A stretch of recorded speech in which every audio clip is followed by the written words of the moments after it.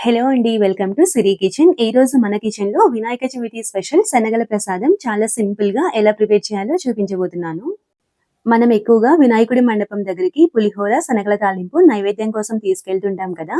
ఒకసారి ఈ విధంగా శనగల ప్రసాదం ప్రిపేర్ చేసి చూడండి. చాలా టేస్టీగా ఉంటాయి. ఈ శనగల తాలింపు ప్రిపేర్ చేయడం కోసం ఇక్కడ నేను 1:30 కప్పు శనగలు తీసుకుంటున్నాను.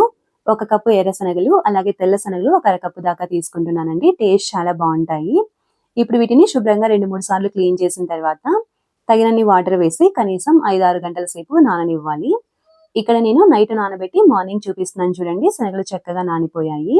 ఇప్పుడు వీటిని మళ్ళీ ఒకసారి క్లీన్ చేసేసి ఇందులోని వాటర్‌నన్నింటిని వంపేసి శనగల్ని ప్రెషర్ కుక్కర్‌లోకి తీసుకోవాలి.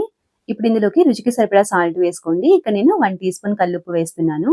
తర్వాత 1:30 కప్పు శనగలకి 3 కప్పుల దాకా వాటర్ పడతాయండి.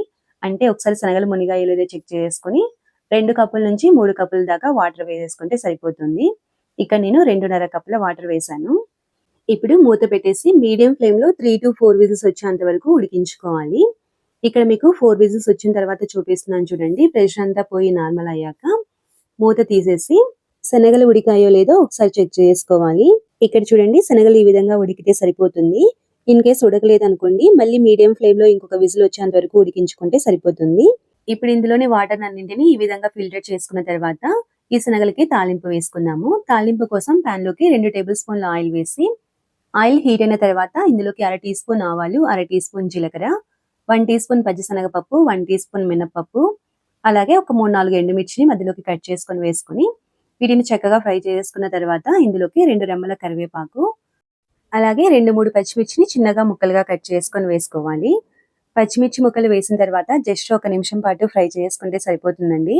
పచ్చిమిర్చి ముక్కల్ని ఈ విధంగా లైట్‌గా ఫ్రై చేసిన తర్వాత ఇందులోకి మనం ముందే ఉడికించి పెట్టుకున్న శనగలను వేసేసి తర్వాత ఇందులోకి కొద్దిగా సాల్ట్, కొద్దిగా పసుపు వేసుకోవాలి. జస్ట్ పావు టీ స్పూన్ సాల్ట్, పావు టీ స్పూన్ పసుపు వేసేసుకొని లో ఫ్లేమ్‌లో ఒక 2, 3 నిమిషాల పాటు ఫ్రై చేసిన తర్వాత ఇందులోకి 2 టేబుల్ స్పూన్ల పచ్చి కొబ్బరి తురుము వేసుకోవాలి.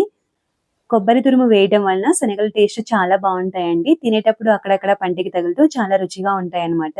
కొబ్బరి తురుము వేసిన తర్వాత ఒకసారి అంతా బాగా కలిపేసేసి ఫైనల్‌గా కొంచెం కొత్తిమీర వేసి ఒకసారి కలిపిన తర్వాత స్టవ్ ఆఫ్ చేసుకుంటే ఎంతో టేస్టీగా ఉండి శనగల ప్రసాదం రెడీ అయిపోతుంది. చూసారు కదా చాలా సింపుల్‌గా ప్రిపేర్ చేసుకున్నాము. మీరు కూడా ఈ రెసిపీని తప్పకుండా ట్రై చేసి ఎలా వచ్చిందో మీ వాల్యుబుల్ ఫీడ్‌బ్యాక్‌ని నాకు కామెంట్ రూపంలో తెలియచేయండి. రెసిపీ నచ్చినట్లయితే తప్పకుండా లైక్ చేసి ఫ్రెండ్స్ అండ్ రిలేటివ్స్‌కి షేర్ చేయండి. ఇలాంటి మరిన్ని ఈజీ అండ్ టేస్టీ రెసిపీస్ కోసం మన ఛానెల్‌ని సబ్స్క్రైబ్ చేసుకొని పక్కనే ఉన్న బెల్ ఐకాన్‌ని క్లిక్ చేయండి. Thanks for watching.